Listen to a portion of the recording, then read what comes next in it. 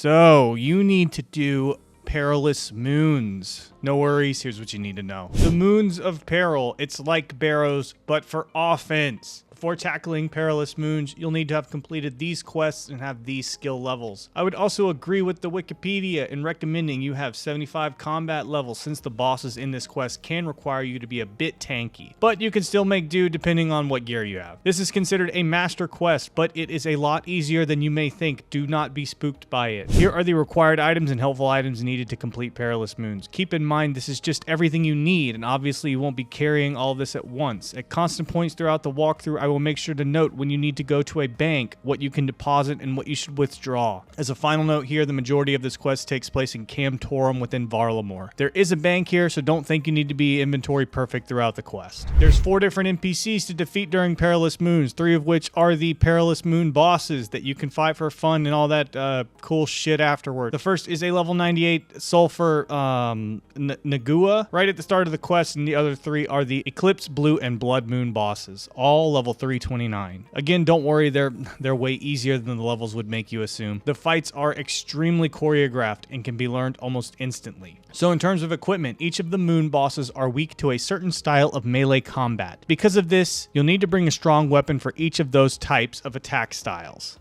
The Eclipse Moon is weak to stab, the Blue Moon to crush, and the Blood Moon to slash. Depending on who you fight first, start with that weapon and then you'll cycle through them as you go through each of the bosses. As an example, if you're fighting the Eclipse Moon first, start off with a stab weapon like Osmumten's Fang, the Gaz, whatever it is, Rapier, Abyssal Dagger, you know, the usual suspects. If you're poor, honestly, even a Dragon Dagger will do. Like, come on, man, you can literally bring anything. For the Blue Moon, bring a crush weapon in your inventory. The Inquisitor's Mace, Zombie Axe, Sarachnis Cudgel, any of these things are going to work. Finally, for the Blood Moon, a slash weapon like the Scythe, Abyssal Whip, even a Dragon Scimitar would work. The world is your oyster, and we are slowly all marching towards death. The take-home here is bring melee weapons designed to do all 3 attack styles. If you have one weapon that can do more than one style efficiently, feel free to bring that. For armor, it's really simple. All 3 bosses attack with a typeless slash attack, which just rolls straight against your melee defense.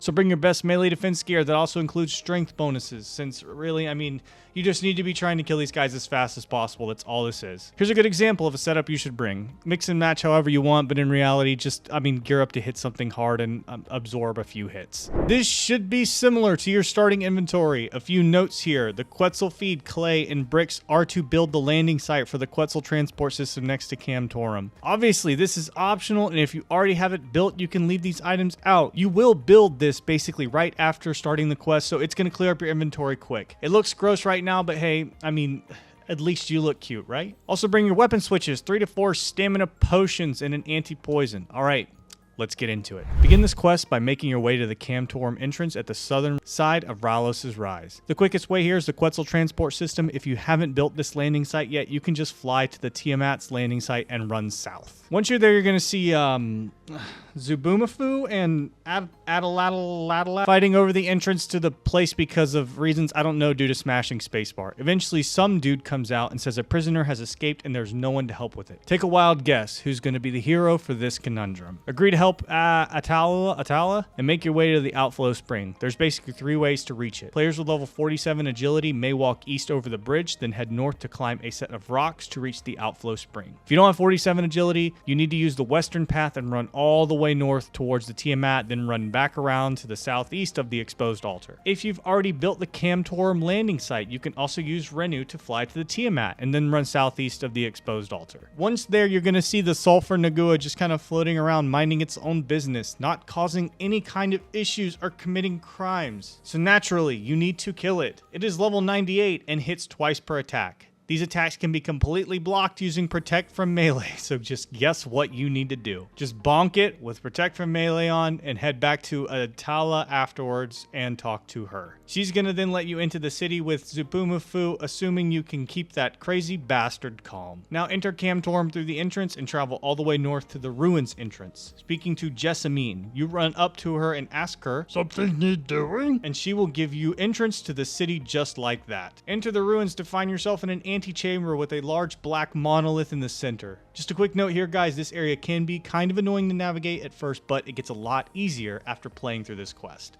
Should just be patient and bear with it early on. Speak to Eyatlalli, Zubumafu, and Jessamine in that order. Jessamine will tell you that there's hoodoo in that graffiti and she needs you to build some camps around this place, which you agree to. Once you're done talking with Jess, take from the building supplies just to the west of her to obtain a hammer, saw, and 3 building supplies. Now run to the cooking range symbol on the minimap in each of the following rooms, using entrances in the corners of the antechamber. Basically, at this point, all you're doing is running around building campsites and preparing the area for the final boss fights. So just run around to each of these 3 locations to build the campsites, which will very conveniently restore your run energy each time you build it. Here's the optimal path to take on the old Screenerino.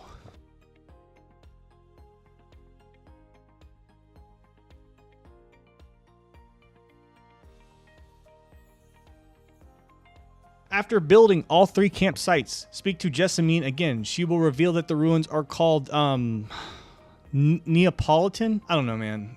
Neypotzli. And the emissaries of unknown origins have been sealed here. Ask what to do, and she will give you a water talisman and an earth talisman, telling you that the power of earth and streams were used to seal the emissaries away. Eyatlalli will recognize the talismans and ask that you bring them to the magic shop owner in town. Nada is the individual in question who runs the magic shop, the Runic Emporium. It's near the center of the city and marked with a giant magic symbol. There it is, see it? She will enchant the talismans, making them explode when you put them in a microwave. They also now react to Naguanil magic, and she also asks that you take them to the blacksmith. Speak to the blacksmith found northeast of Nada. Cutscene occurs, don't need to pay attention. Once it's over, return to Neypotzli with the talismans and use the talismans to guide you towards the locations within the dungeon where earth and water runic energy resonate the most. This location differs for each player, so you might just be on your own here.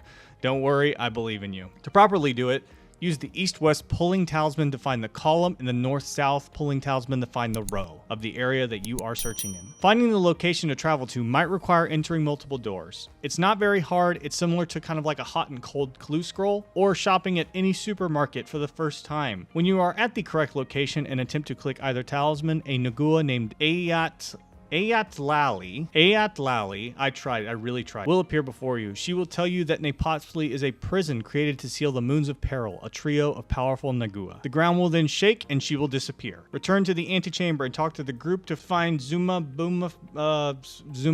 one with Z missing. Eyatlalli will reappear, telling you that the icosahedron has been disturbed and must be reinfused with a ritual. And just guess who gets to do that. Now enter the stream-bound cavern, which is the northeastern one, and search the supply crates next to the campsite you set up earlier. You're going to get a big fishing net, rope, pestle and mortar, and a knife. With the tools, you now need to collect a moonlight grub from the grubby sapling. Go do that and use the pestle and mortar to grind it into moonlight grub paste. Now run towards the fishing spot on the bridge and catch a raw bream. Use the knife on it to obtain bream scales. Next, go back to the earthbound cavern to the northwest and head to the hunter icon. Set a lizard trap on 2 adjacent rocks to create a trap between them. Then rustle the bushes on either side of them until a moss lizard is caught. Use the knife on the raw moss lizard to obtain a moss lizard tail. Now return to Eyatlalli with all 3 items. The ritual will be set in motion, but she will need to have you distract the Moons of Peril while she does so. And now you get to defeat the 3 Nagua. Oh no! Yes, this is the Moons of Peril boss fights. Let's prep up and shoot him dead. So, the Moons of Peril, 3 different bosses with extremely choreographed mechanics. Each moon is located in its own room within the dungeon, and they can be fought in any order. Each time you enter a room, the boss will appear in the center, surrounded by moon-shaped circles on the floor. One of the circles will be highlighted with Eyatlalli's protection. While attacking the boss, you need to stand in the highlighted circle on the floor to prevent the boss from dealing constant tick damage. Damage taken while not standing in the right place starts at 1 per tick, doubling over time to 16. It adds up fast, so just do it properly. The circle highlighted with Eyatlalli's protection will continue to move clockwise to the next circle every 2 attacks. The bosses do not hit fast, so this is very easy to do. You can see me hard gaming right here for an example. Now when Eyatlalli's protection reaches the full or empty moon circles on the floor, each moon will spawn a special attack. I will get into each one of the special attacks for each moon as I move through them, but just as a sneak peek, each one has 2 and they are relatively simple. The only one I don't like is the blood jaguars. Finally, as I mentioned before, all of the moon's standard attacks are melee based. Each moon is weak to a different melee style. The blue moon is weak to crush, eclipse moon is weak to stab, and blood moon is weak to slash. They all have low defense levels, so honestly you can change your weapons like I've recommended, but that's just to optimize this and get used to weapon switching. In reality, you could have one attack style and be just fine. It will just take a little bit longer. You guys know I'm always a huge advocate for doing the mechanics properly because switching attack styles is valuable to know for multiple boss fights like CG, Zulrah, Tormented Demons, etc. The moons have very high ranged and magic defense and are immune to venom and poison. Prayer protections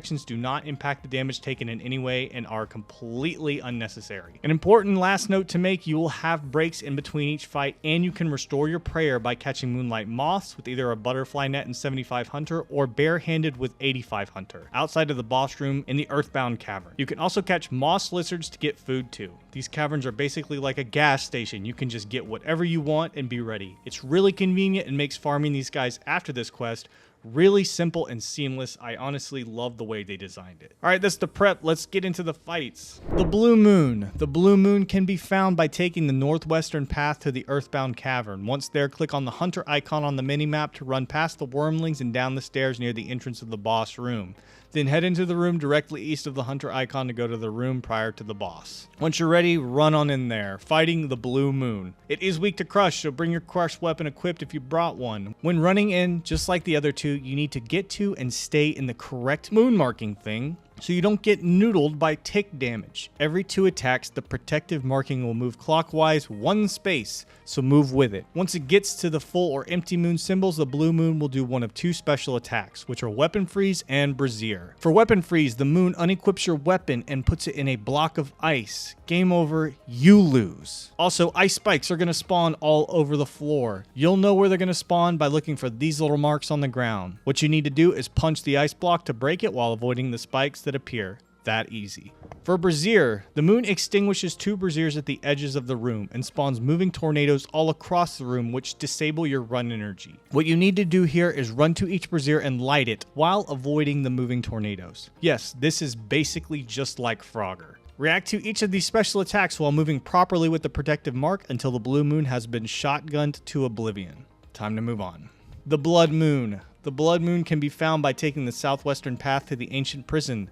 This moon is weak to slash, so bring your favorite slash weapon. Just like the blue moon, you'll need to follow the protective mark on the ground to prevent taking the gross tick damage. For this boss, the 2 special attacks are Raining Blood and Blood Jaguar. For Raining Blood, the moon will disappear and rain blood from above, forming pools of blood throughout the room. Stuff appearing on the ground that is caused by the boss. Wonder what you gotta do. Oh my gosh, that's right. Just avoid the pools. It's really easy. Bad on the ground, get out of the way. Alright, this is probably my least favorite of the special attacks, the Blood Jaguar. So during this, 8 Blood Jaguars will spawn around the room as well as a square of blood pools. One of the Jaguars will be highlighted. You see it right there.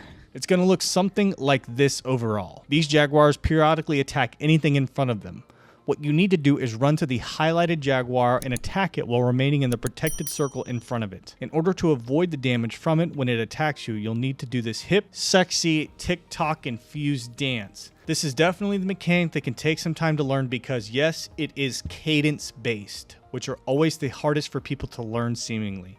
Just try it out. Hope you can get it down. You'll just slowly move back and forth, and eventually you're just going to kind of figure it out. And then shortly after that, the blood moon will fall. Lastly, we have the Eclipse moon, which can be found by taking the northeastern path to the Streambound Cavern. Head upstairs past the camp, past the wooden bridge, and go west at the fork to head to the boss room at the southern portion of the area. The Eclipse moon is weak to stab. And just like before, follow El Circolino, just like the other 2 bosses. The 2 special attacks for this one are called Eclipse Shield and Mimic. For Eclipse Shield, the moon will spawn a moon shield and then begin attacking rapidly with rays of light. The shield is going to look something like this. This shield will continuously move around the boss in a circle. Your job here is to keep that shield in between you and the boss. A good tip here is you can walk and keep up with the pace of the shield perfectly. For me, this is a lot easier to learn early on versus running, but either way is really easy, so who gives a fuck. For Mimic, you're teleported to the center of the room and frozen in place. Clones of the moon will spawn around you, attacking you. Here's a still example of one spawning on me. Your job here is to face your character toward each clone as soon as it spawns to prevent damage. You have to be quick on this. The simplest method is to click the tile behind or below each clone as it spawns. You can also zoom all the way out and make your camera overhead to make this even easier. Eventually, eventually, bing, bang, boom, you've saved Gilneor once again, hero, and the Eclipse moon has fallen. After flexing on the 3 moons, return to the antechamber and speak with Eyatlalli,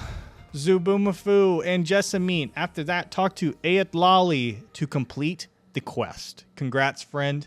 I knew you could do it, and I'm so proud of you. If this video did help you out, do me a huge favor and throw me a like, a comment, and maybe even a sub on the channel, right? I make guides like this all the time just to try to help you guys out, as well as myself, to be honest. Thanks again for watching.